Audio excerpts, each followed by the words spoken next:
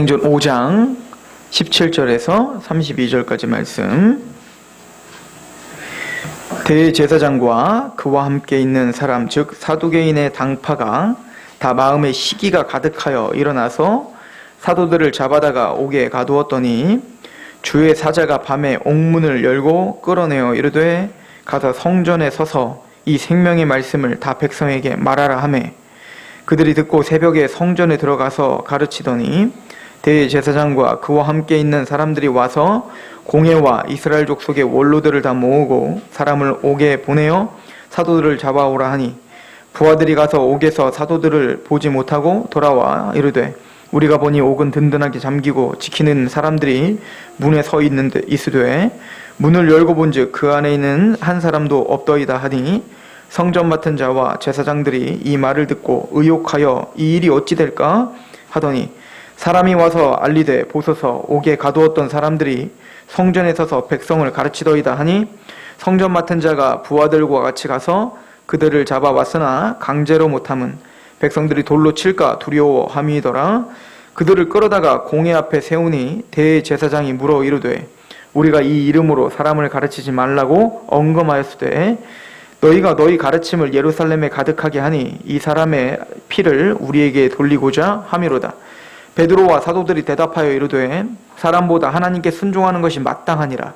너희가 나무에 달아 죽인 예수를 우리 조상의 하나님이 살리시고 이스라엘에게 회개함과 제사함을 주시려고 그를 오른손으로 높이사 임금과 구주로 삼으셨느니라.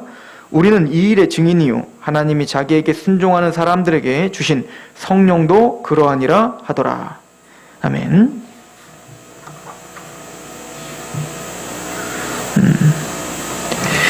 지금 사도행전 5장의 말씀은 제일 먼저 아나니아와 삽비라 이야기를 시작했죠.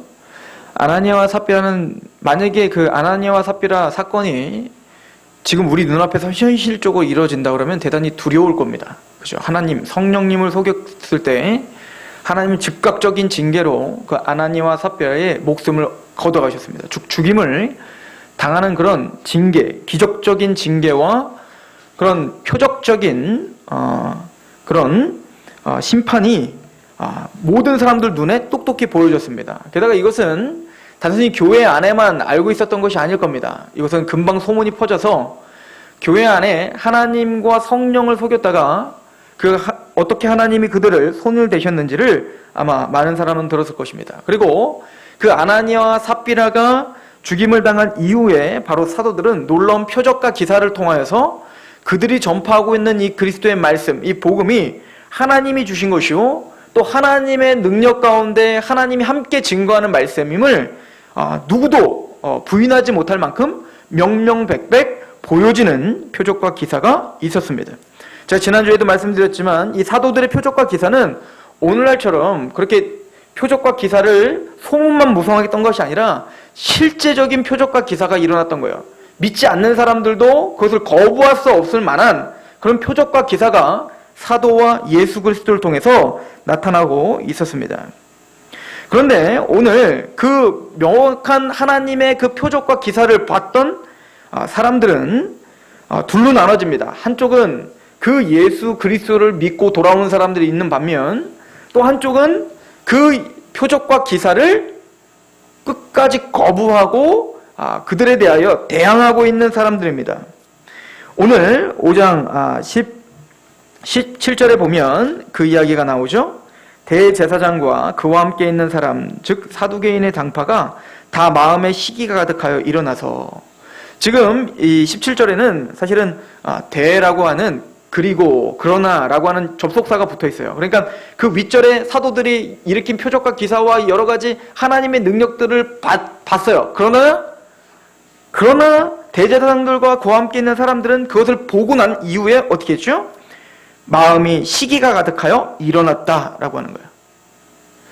여러분들 믿지 않는 사람들이 왜 복음을 거부한다고 생각하십니까? 왜 믿지 않는 사람들은 우리가 믿고 있는 이 하나님과 예수 그리스도를 믿지 못한다고 생각하십니까? 많은 사람들은 예수 그리스도를 믿는다는 것은, 교회를 다닌다는 것은 이성적으로 과학적으로 좀 뭔가 뒤처진 사람이라고 생각하는 경향들이 있는 것 같아요. 자신들은 굉장히 이성적이고 굉장히 냉철하고 그리고 과학적인데 저 교회를 다니는 사람들은 뭔가 이성적이지 못하고 공평하지 못하고 뭔가 미신을 쫓아다니는 어떤 그런 사람들과 같이 그렇게 여기고 있다는 것입니다. 로버트 퍼시그라고 하는 사람은 누군가가 망상에 시달리면 정신 이상이라고 한다. 그러나 다수가 망상에 시달리면 종교라고 한다. 이게 우리와 같이 숨을 쉬고 있는 현대 지식인이라고 하는 사람이 하는 얘기입니다.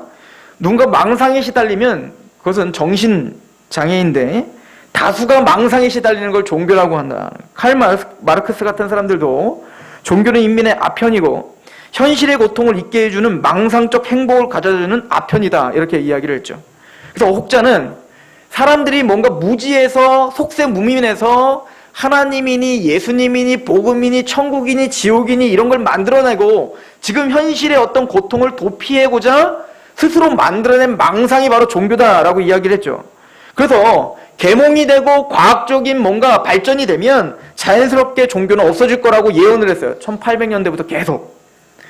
그러나 지금 과학이 고도로 발전된 이 시대에는 종교가 더 많아졌고 그리고 이성적으로 그렇게 투철했던 서양에서는 이제 동양 철학에 더 관심을 갖는 이제는 무분별한 영성의 시대가 21세기입니다.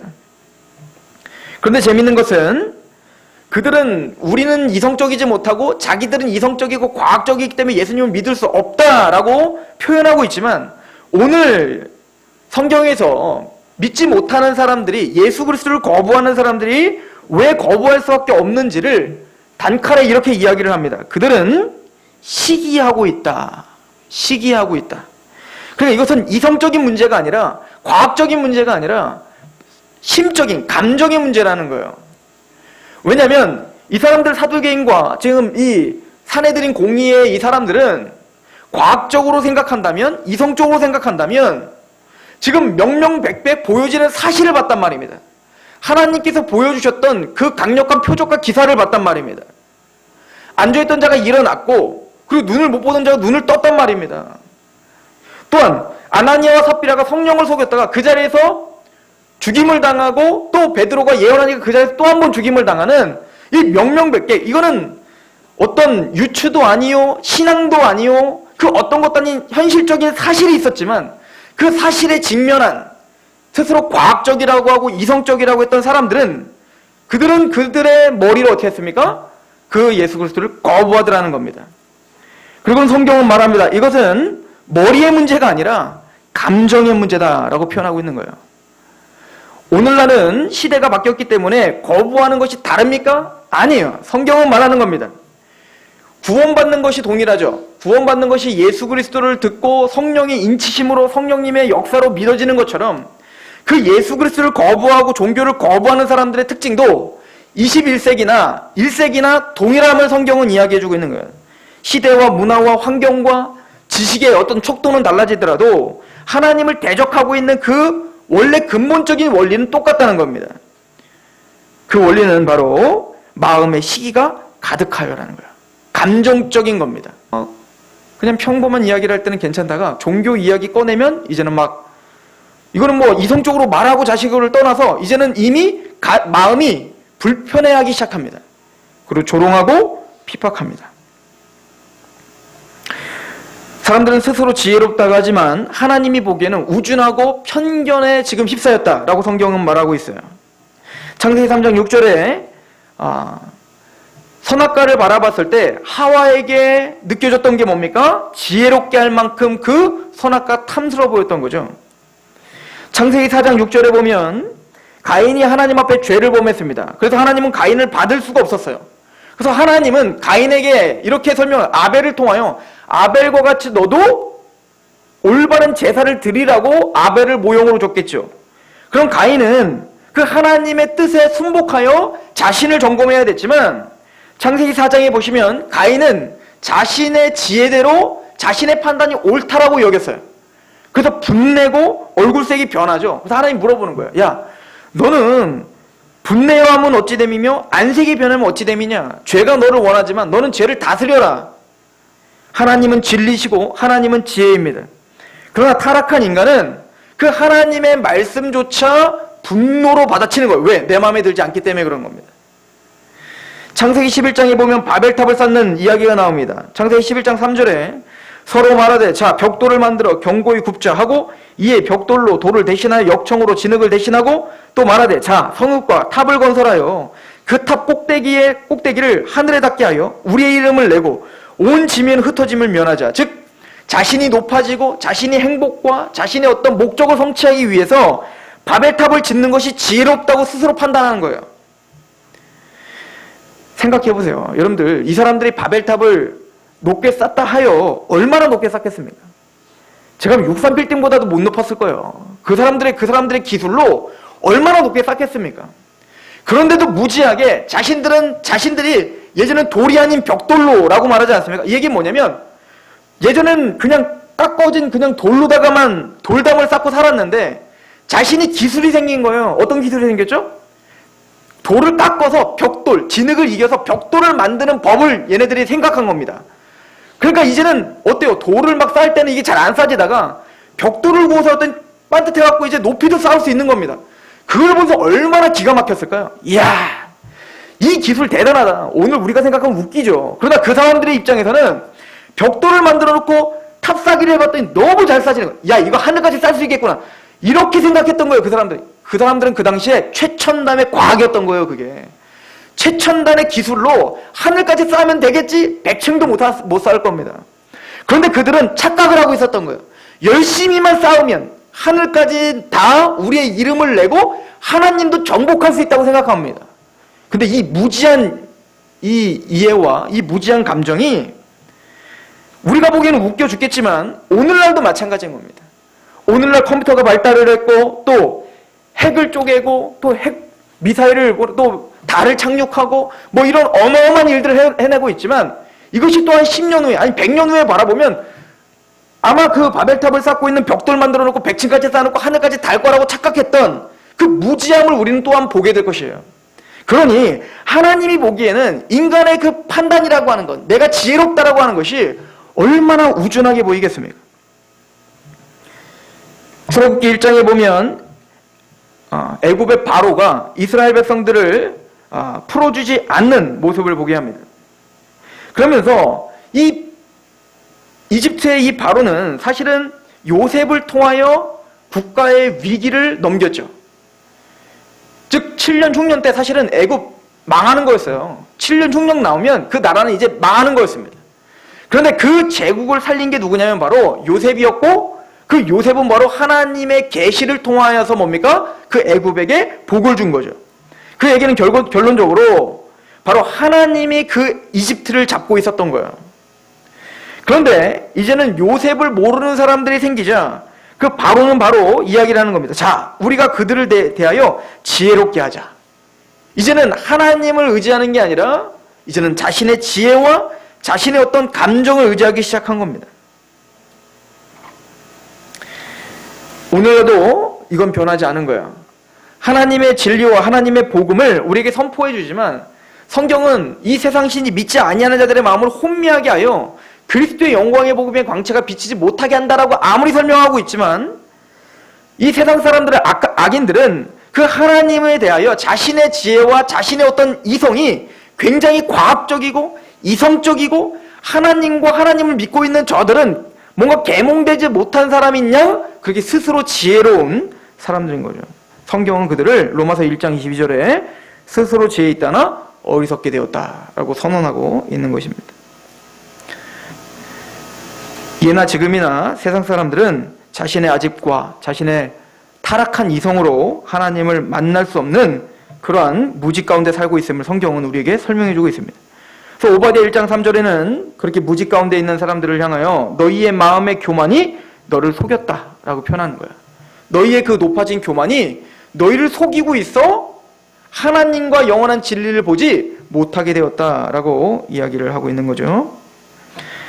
또한 이들은 자신의 어떤 능력과 힘과 권력으로 하나님도 대항할 수 있다라고 착각하고 살았어요. 오늘 본문에 보시면 하나님의 복음을 전파하고 있는 그 사도들을 감옥에 가두는 장면이 나옵니다.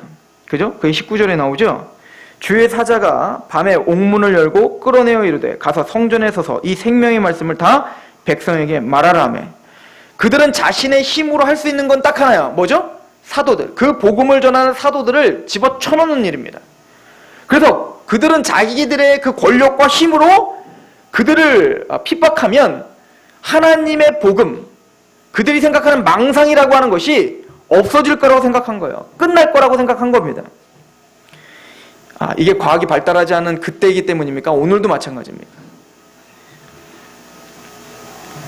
2차 세계대전이 끝나고 사회주의가 중국과 구소련과 여러 나라들을 장악했을 때 그들이 제일 먼저 시작했던 게 뭡니까? 중국에서 목태통이 제일 먼저 한 게 문화혁명이었죠.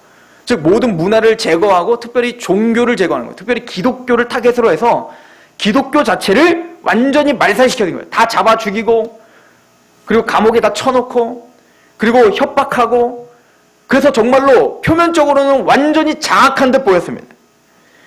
그러나 시간이 흐르고 중국이 자유화되면서 드러난 게 있죠. 우리나라 인구보다 더 많은 인구가 지하교회에서 예수 그리스도를 믿고 있었다는 것입니다. 즉 그들은 자신의 모든 힘과 역량과 모든 권력으로 하나님의 복음과 하나님의 교회를 끝장낼 수 있다고 착각하며 사는 겁니다. 여러분들 혹시 리차드 도킨슨이라고 하는 과학자가 굉장히 유력한 과학자입니다. 과학을 대중화시켰다라고 칭찬을 받는 사람이에요. 그 사람이 쓴 책이 있습니다. 만들어진 신이라고 하는 책이에요. 그 만들어진 신을 보면 자신의 논리와 자신의 과학적인 어떤 이론이 종교를 끝장낼 수 있겠다라고 하는 오만이 가득한 책입니다. 이제는 과학이 발달하고 이 과학을 설명하면서 종교라고 하는 집단을 완전히 끝장낼 수 있겠다라고 하는 오만에 사로잡혀 있는 책이란 말입니다. 그래서 재밌는 건 그런 사람만 그런 오만에 사로잡혀 있는 것이 아니라 오늘날 과학을 배우지 않은 사람들조차 그 오만에 가득 차요. 내가 죽고 살고 그런 문제를 우리는 경험해보지도 못했으면서 자신들은 지옥이 없다, 천국은 없다, 하나님은 없다라고 스스로 믿으며 살아요. 전 그래서 교회를 다니는 저와 여러분들보다 교회 밖에 있는 사람들이 더 믿음이 좋다라고 믿습니다. 왜냐하면 우리는 믿음이 없어서 죽고 난 다음에 어떻게 될지 모르는 걸 우리는 보지도 못했고 알지도 못해서 믿음이 없어 전 세계에 권위가 있다라고 하는 하나님의 말씀을 의지할 수밖에 없는 겁니다. 하나님의 약속을 의지할 수밖에 없고 근데 그들은 그 어떤 근거도 없어요. 그 근거도 없이 천국은 없고 지옥이 없다라고 하는 믿음을 갖고 있어요. 그러니까 그들의 믿음이 훨씬 더 대단한 거죠. 즉 이러한 하나님의 복음에 대한 시기와 분노 그리고 그거에 대한 거부는 바로 스스로 지혜롭다 하나 우준하게 된 그리고 하나님을 자신의 힘과 권력으로 하나님을 대항할 수 있다라고 하는 그런 바벨탑과 같은 그런 죄악임을 성경은 지적해 주고 있습니다.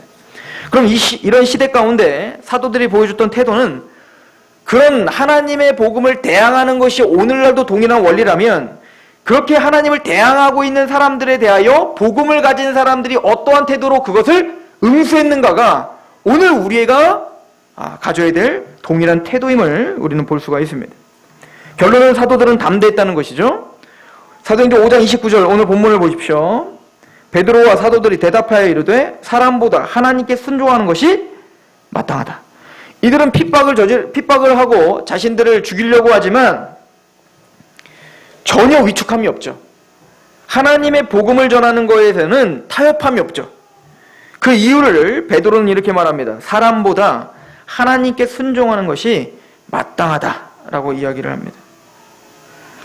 그 얘기는 이 사람들이 담대하게 하나님 말씀을 선포할 수 있었던 이유는 첫 번째는 그들이 갖고 있는 복음은 하나님의 것이라는 것을 확신했기 때문에 그렇습니다. 하나님의 실존을 확신하고 그 하나님이 우리에게 주신 계시라는 것을 확신했기 때문에 담대했던 거죠. 사도 바울도 데살로니가전서 2장 13절에 이렇게 말합니다. 이러므로 우리가 하나님께 끊임없이 감사함은 너희가 우리에게 들은 바 하나님의 말씀을 받을 때에 사람의 말로 받지 아니하고 하나님의 말씀으로 받음이니 진실로 그러하도다. 맞다. 내가 너에게 전하는 것은 내 생각을 전하는 게 아니라 하나님의 말씀을 맡아 대언하는 거다라고 하는 확신이 있었던 거예요. 즉 자신은 자신의 말을 전하는 게 아니라 하나님이 보내셨고 하나님의 대리자로서 하나님의 사신으로서 전한다는 것을 확신했던 겁니다. 여러분들 그 드라마 같은 걸 보면, 역사 드라마 같은 걸 보면 청나라에서 조선으로 사신을 보낼 때가 있습니다. 그러면 그 사신들은 조선에 와가지고 어마어마한 행패를 부립니다. 나쁜 놈들이죠.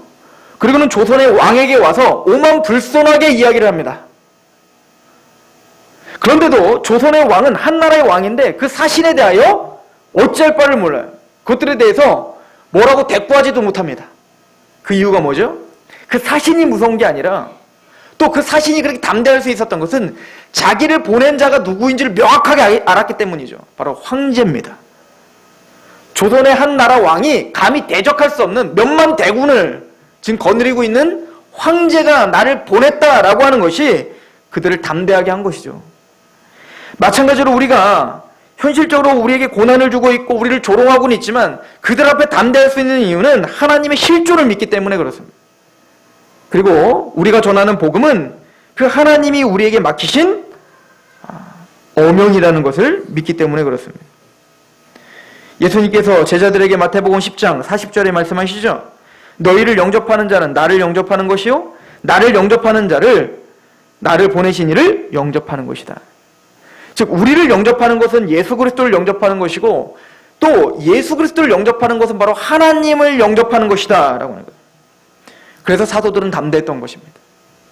내 말은 내 말이 아니라 하나님의 말씀이다 라고 하는 확신이 있었기 때문인 거예요. 그러므로 우리에게 전도를 해라, 나가서 전하라 라고 하는 것이 먼저가 아니라 믿음을 가지라. 너희가 믿음에 있는 것 스스로 시험하고 확증하라. 이것이 먼저라고 성경은 우리에게 이야기해주고 있는 거죠. 또한 이 사도들이 담대하게 서 있었던 이유는 예수 그리스도를 직접 봤기 때문에 그래요. 직접 보고 듣고 믿었기 때문에 그렇습니다. 그러니까 이게 현실적으로 아는 거예요. 이분들은 요한일서 1장 1절에 요한 사도가 이렇게 말합니다. 태초로부터 있는 생명의 말씀에 관하여는 우리가 들은 바요 눈으로 본 바요 자세히 보고 우리 손으로 만진 바라. 이 생명이 나타나신 바 된지라. 이 영원한 생명을 우리가 보았고 증언하여 너에게 전하노니 이는 아버지와 함께 계시다가 우리에게 나타나신 바 된지라. 그러니까 이 사도들은 좀 이해할 만하죠. 예수님을 직접 눈으로 봤고요. 예수님 십자가에 죽으신 걸 직접 봤다고요. 베드로는 물론 도망가서 몰래 봤지만 직접 봤고 또 예수님이 변화산상에서 변화되는 것도 봤다고요. 그죠? 또 예수님이 부활하는 것도 봤고 승천하는 거 봤다고 또 예수님이 내가 다시 오겠노라. 그리고 이 십자가의 의미가 무엇인지 40일 동안 또 자세하게 설명해 주셨다고요. 그렇기 때문에 이들이 지금 전하고 있는 것은 어떤 거짓됨을 전하는 게 아니라 내가 직접 보고 들은 그 체험된 그것을 전한다라고 하는 확신이 있었던 거예요. 그러니까 담대했겠죠. 베드로서 1장 16절은 이렇게 말합니다. 베드로 사도는 이렇게 말해요. 우리 주 예수 그리스도의 능력과 강림하심을 너희에게 알게 한 것이 교묘히 만든 이야기를 따른 것이 아니오. 우리는 그의 크신 위엄을 친히 본 자라. 지극히 큰 영광 중에서 이러한 소리가 그에게 나기를 이는 내 사랑하는 아들이요 내가 기뻐하는 자라 하실 때에 그가 하나님 아버지께 존귀와 영광을 받으셨느니라. 12제자는 그 예수님을 직접 보고 공교히 만든 이야기를 전하지 않았어요. 그래서 담대한 겁니다. 가끔 제가 다른 교회 집회 가서 이렇게 제가 이단인 것처럼 하고 질문할 때가 자주 있어요. 그럴 때 제가 예를 들어서 여러분들은 육체 부활을 믿습니까? 그랬더니 막 아멘 해요. 그래서 제가 육체 부활을 흔들 수 있는 구절들을 한 몇 가지를 읊어줍니다. 그러면 다들 아멘 합니다. 그리고는 다들 고개를 갸우뚱해요. 육체 부활인 줄 알았는데 성경을 통해서 보니까 육체 부활이 아니라 예수님 영적으로 부활했구나 로 결론이 나고 있습니다. 그런 걸 보면서 그들의 믿음은 내가 확인해서 믿은 게 아니라 그러니까 말씀을 보고 그 말씀을 통해서 믿은 게 아니라 그냥 그랬다더라 라고 하는 이야기를 통해서 믿은 거예요. 그러니까 확신이 없는 겁니다. 만약에 누군가 내가 정말 말씀을 보고 그 말씀을 보고 확신했다면 누군가가 육체 부활이 아니라 예수님이 영적으로 부활한 겁니다 라고 말할 때 내가 확신했던 그 말씀이 생각나야 됐을 겁니다. 그리고 그 말씀에는 분명히 육체로 부활했다고 했어요 라고 하는 그 확실한 근거가 있을 거란 말이에요. 마찬가지로 사도들은 예수 그리스도의 실제적인 십자가 부활과 그 구속의 역사를 보았기 때문에 누구도 변명할 수 없을 만큼 또 누구도 부인하지 못할 만큼 그들은 확신 있게 이 복음을 목숨을 걸고 전했던 것입니다. 또한 그들이 확신을 가졌던 것은 그러나 그런 어떤 직접 보고 듣고 경험한 것 때문이 아니에요. 그러면 베드로와 사도들은 뭔가 경험했으니까 뭔가 경험했으니까 확신이 있지만 담대하지만 그럼 우리는 예수님을 못 봤잖아요. 그러니까 우리는 다른 거 아닙니까? 이런 생각을 하게 될 것입니다. 우리 베드로전서 1장을 한번 보세요. 이거 확인하고 갑시다. 베드로전서 1장.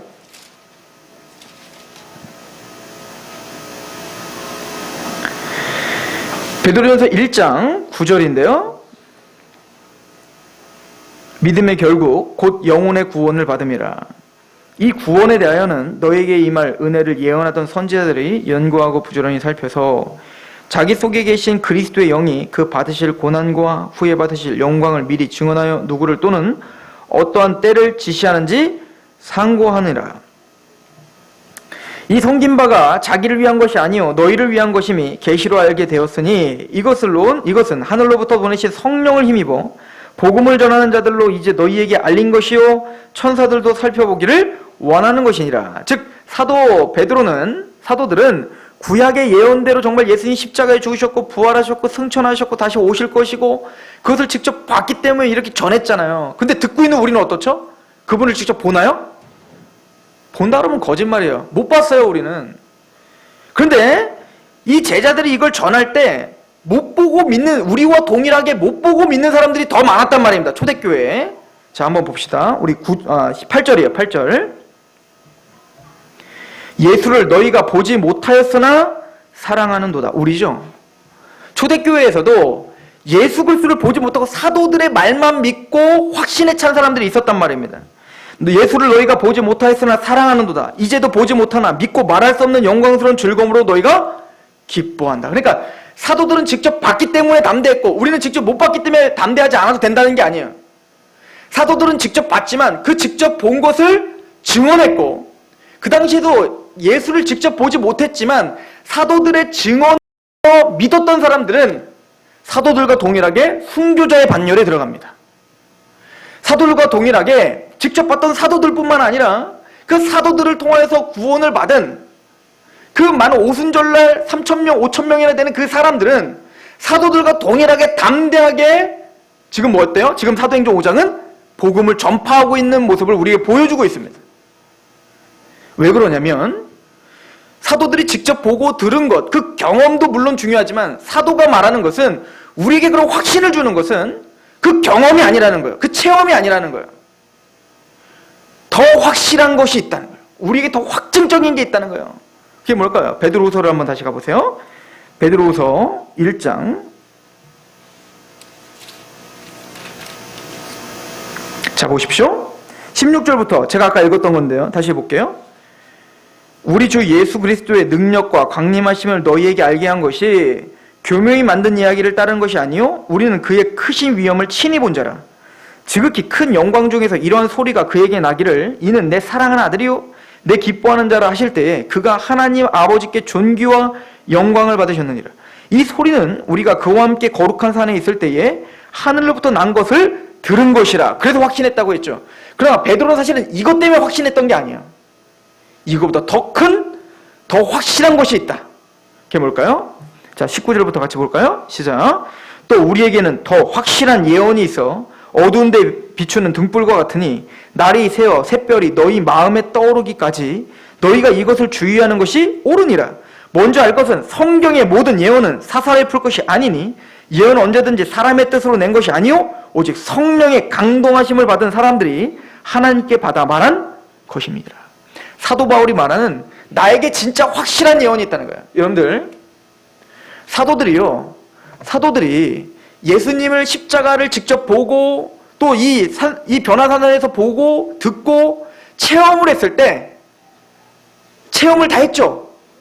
근데 예수님이 십자가에 돌아가셨을 때 그걸 직접 경험했던 제자들 어떻게 했죠? 다 도망가 버렸단 말입니다. 그게 그들을 예수님이 십자가로 얽어맬 수 있는 능력이 되지 못하더라는 거예요. 여러분들, 예수님의 공생의 기간에 예수님이 오병이어 기적을 하고 그럴 때 많은 사람들이 얼마나 많은 사람이 쫓아다녔습니까? 그리고 표적을 또 보여주세요, 또 보여주세요. 난리 예수님만 왕으로 모시려고 얼마나 노력했습니까? 근데 예수님이 십자가 이야기를 꺼내고 내가 죽어야 된다라고 선포하니까 그렇게 예수님을 슈퍼스타처럼 따라다녔던 모든, 직접 보고 경험했던 모든 사람들이 어떻게 했죠? 다 떠나더라는 겁니다. 그 체험은 그들에게 진짜 담대함과 확신을 주는 근거가 될 수 없다는 거예요. 베드로가 자신은 직접 본 것을 증언하는 것이라는 것을, 이거는 거짓말하는 게 아니라고 지금 이야기는 하고 있지만 이것이 확실한 게 아니라 나에게 정말 확신을 주고 나에게 더 확실한 예언이 있는데 그것은 바로 성경이다 라고 표현하고 있는 것입니다. 로마서 10장 17절엔 그러므로 믿음은 들음에서 나며 들음은 그리스도의 말씀으로 그래서 말미암는다 라고 써 있는 거죠. 즉 사도 바울은 또 베드로는 이런 복음을 통하여서, 그 말씀들을 통하여서 복음을 알게 되고 정리하게 된 것입니다. 물론 이 모든 것들은 바로 성령님이 증거했기 때문에 가능했던 거죠. 즉 성령님은 그 사도들 안에 들어오셔서 하나님의 말씀을 깨닫게 하십니다. 요한복음 14장 26절에 보혜사 곧 하나님 아버지께서 내 이름으로 보내실 성령, 그가 너희에게 모든 것을 가르치고 내가 너에게 말한 모든 것을 생각나게 하리라. 여러분들, 성령님은 우리의 기분을 좋게 하시는 분이 아닙니다. 우리에게 뭔가 엑시타시한 것을 제공하시는 분이 아니란 말이에요. 성경은 그런 걸 제공하시는 분이라고 성령님을 소개한 적이 없어요. 성령님이 하시는 역할은 말씀을 깨닫게 하는 겁니다. 사도들로 하여금은 성령님이 그 하나님의 성경을 깨닫게 하시고 그 성경의 말씀을 또 자기가 직접 보고 들었던 것을 생각나게 하여서 예수 그리스도를 더 영화롭게 하여서 기록하게 하시는 은혜인 거예요. 그래서 요한복음 16장 8절에도 그가 와서, 성령님이 와서 죄에 대하여, 의에 대하여, 심판에 대하여 세상을 책망하신다고 하죠. 그래서 오순절 성령 강림 때가 돼요. 그때서야 뭡니까? 예수 그리스도를 담대히 전하는 일이 시작된 거예요.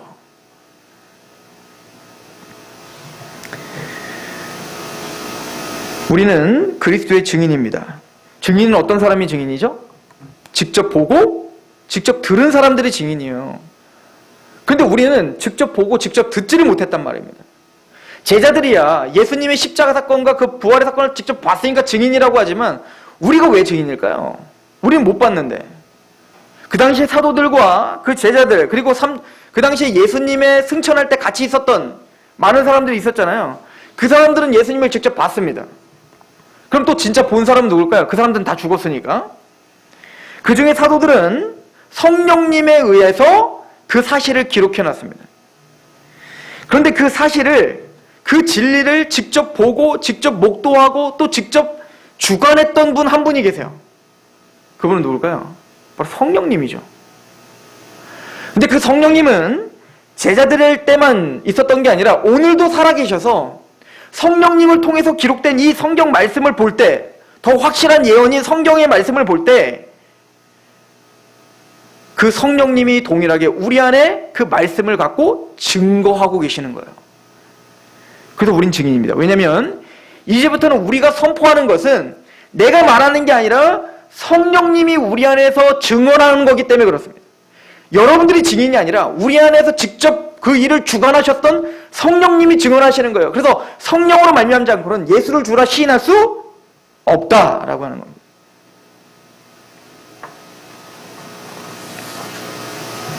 즉 성령님은 우리 안에 그 복음을 더 확실하게 하시고 복음을 영화롭게 하시며 또 복음을 담대하게 전파하게 하시는 능력이다라고 성경은 이야기를 합니다. 우리 고린도전서 1장을 통해서 오늘 말씀을 좀 마무리 지을까요? 우리 고린도전서 1장을 한번 가보세요. 믿지 않는 사람들은 이성적으로 과학적으로 맞지 않다 하여 예수님을 거부한다고 했습니다. 그러나 우리는 말씀을 통해서 상고해 본 바 이성적으로 과학적으로 맞지 않아서가 아니라 그들의 감정과 그 이성들이 하나님 앞에 마비가 되었고 죄로 말미암아 타락했기 때문이다 라고 우리는 결론을 내렸습니다. 그리고 성경은 우리에게 이렇게 설명을 합니다. 고린도전서 1장 17절, 그리스도께서 나를 보내심은 세례를 베풀게 하려 하심이 아니요 오직 복음을 전하게 하려 하심이되 이르되 말의 지혜로 하지 아니함은 그리스도의 십자가가 헛되지 않게 하려 함이라. 십자가의 도가 멸망하는 자들에게는 미련한 것이요 구원을 받는 우리에게는 하나님의 능력이라.